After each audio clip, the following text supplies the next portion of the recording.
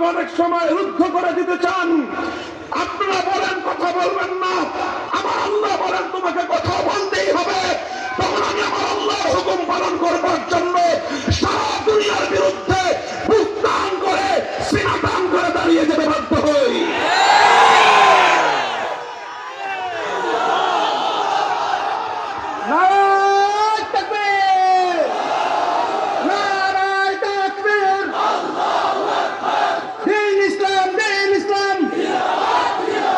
জিন্দাবাদ জিন্দাবাদ। মুহতারাম হাজিরিন, কাজেই কথাটা ছিল এই জায়গায়, কথা এই জায়গায় ছিল। মুসলিম একটা সমাজ, একটা মুসলিম জাতিসত্তার ভিত্তিতে গড়ে ওঠা একটা দেশ, একটা রাষ্ট্র। 1947 সালে তো ভাগাভাগি হয়েছে, 47-এ ভাগাভাগি হয়েছে, সবাই বলে এটাকে দেশ বিভাগ। সেই ভাগাভাগিতে এই অঞ্চল মুসলমানরা পাইছে।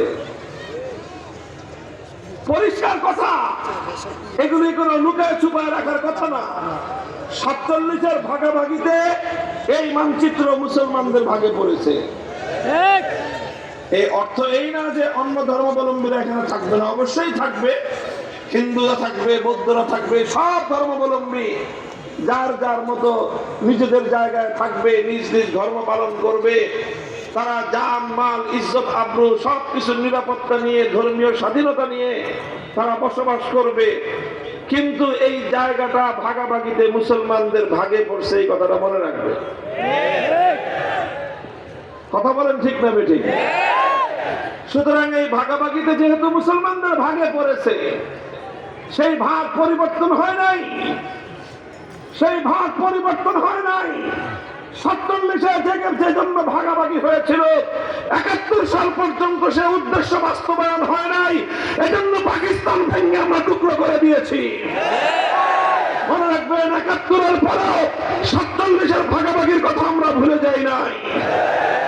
এদেশের মানুষের একটা স্বপ্ন ছিল, লাখো মানুষের হৃদয়ের আকাঙ্ক্ষা ছিল, হাজার হাজার মানুষের শাহাদাতের রক্তের উপর দিয়ে দেশ ভাগ হয়েছিল। হাজার হাজার মানুষ, লক্ষ লক্ষ মানুষ জীবনের সমস্ত সম্পত্তি থেকে বঞ্চিত হয়ে তারা কোটি কোটি টাকার মালিক একদিনে রাতের অন্ধকারে পথের ভিখারিতে পরিণত হয়েছিল। এদেশের মুসলমান অনেক ত্যাগ আর কোরবানি স্বীকার করে একটা মানচিত্র চেয়েছিল, একটা ভূখণ্ড চেয়েছিল।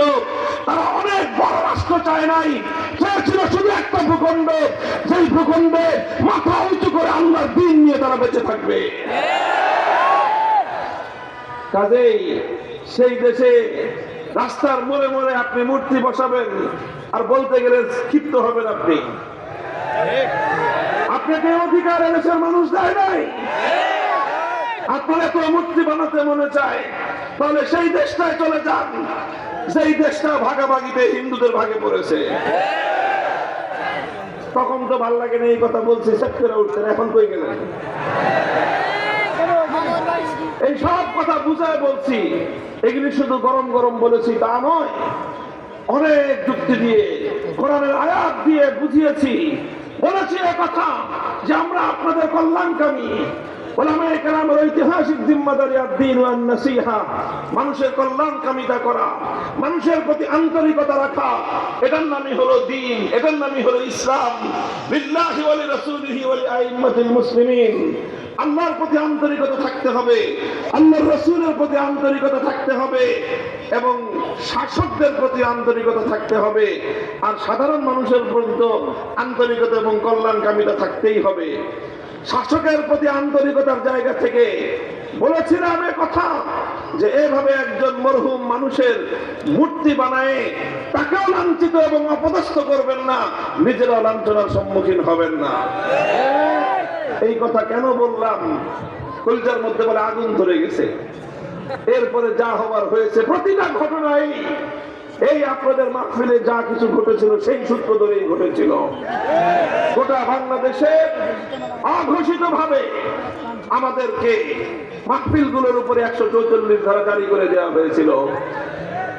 শত শত মাইল পথ অতিক্রম করে মাহফিলের মঞ্চে উপস্থিত হওয়ার পর সেখানে আমাদেরকে মানুষের সঙ্গে ন্যূনতম একটু সাক্ষাৎ পর্যন্ত করতে দেওয়া হয় নাই, কথা বলতে দেওয়া হয় নাই। গোটা মানুষকে, মানুষের অধিকারকে এভাবে জিম্মি করে মনে করেছিলেন যে এভাবেই বুঝি সারা জীবন পার করা যাবে। আমরা বলতে চাই যে ভবিষ্যতে সকলেই যেন আমরা এখান থেকে শিক্ষা গ্রহণ করি। আল্লাহ পাক বুঝবার তৌফিক দান করেন। এটা আমাদের স্পষ্ট পয়গাম। এই কথাটা সকলেই মনে রাখবেন যে ভাগাভাগিতে এই দেশ, এই মানচিত্র, এই ভূখণ্ড মুসলমানদের ভাগে পড়েছে। সুতরাং ইসলাম হবে এই ভূখণ্ডের চূড়ান্ত গন্তব্য, ইসলাম হবে চূড়ান্ত ঠিকানা, ইসলাম হবে এই ভূখণ্ডের চূড়ান্ত পরিচয়। ইসলামকে মাইনাস করে কাউকে দেশে আধিপত্য চালাতে দেওয়া যাবে না।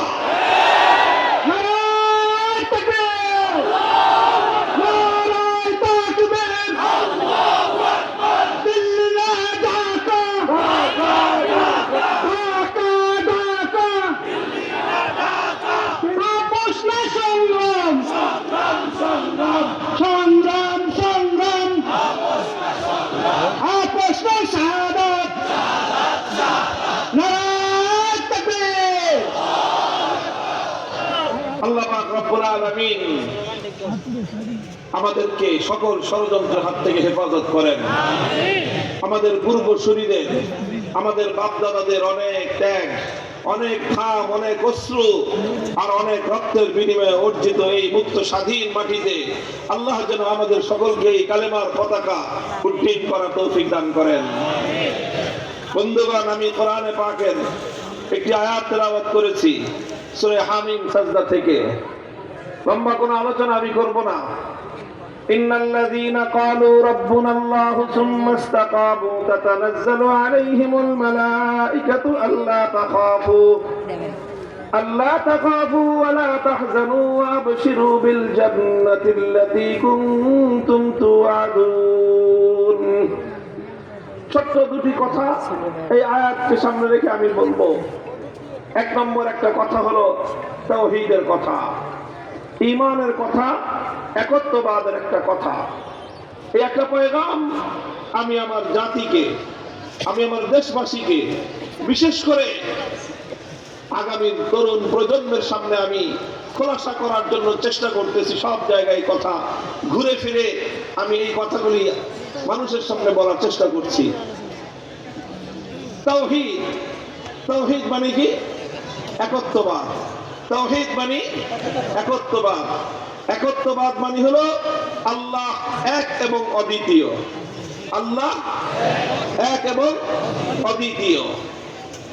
এই তাওহীদ, আল্লাহকে এক এবং অদ্বিতীয় বিশ্বাস না করলে একজন মানুষ ঈমানদার হতে পারে না। তাওহীদ হলো ঈমানের সবচেয়ে গুরুত্বপূর্ণ বুনিয়াদ, ঈমানের ভিত্তি এবং সবচেয়ে গুরুত্বপূর্ণ ভিত্তি, প্রধান ভিত্তি, প্রথম ভিত্তি হলো তাওহীদ। এই জন্য যখন মানুষ কবরে যাবে সর্বপ্রথম প্রশ্ন হবে তাওহীদ নিয়ে, মার রব্বুকা, বলো তোমার রবকে। কথা বলেন ঠিক না বেঠিক? প্রশ্ন হবে মার রব্বুকা, কে তোমার রব? এই প্রশ্নটা হবে। এখন এই প্রশ্নের জবাব তো দিতে হবে যে আমাদের রব কে। শুধু মুখে বললে হবে না, কে আমাদের রব এই বিষয়টা বুঝে শুনে কার্যে পরিণত করতে হবে। কথা বলেন ঠিক না বেঠিক? আসলে আমরা আল্লাহকে যে রব বলি এটা শুধু মুখে মুখে বলি না আসলে বাস্তবেই আমরা আল্লাহকে রব মানি? বাস্তবে কতটুকু রব আমরা মানি আর কতটুকু মানি না একটু আমরা আলোচনা করে দেখব। মুহতারাম হাজিরিন, আমি বলেছিলাম তাওহীদের কথা, একত্ববাদের কথা। এই তাওহীদ, তাওহীদের অনেকগুলো দিক রয়েছে।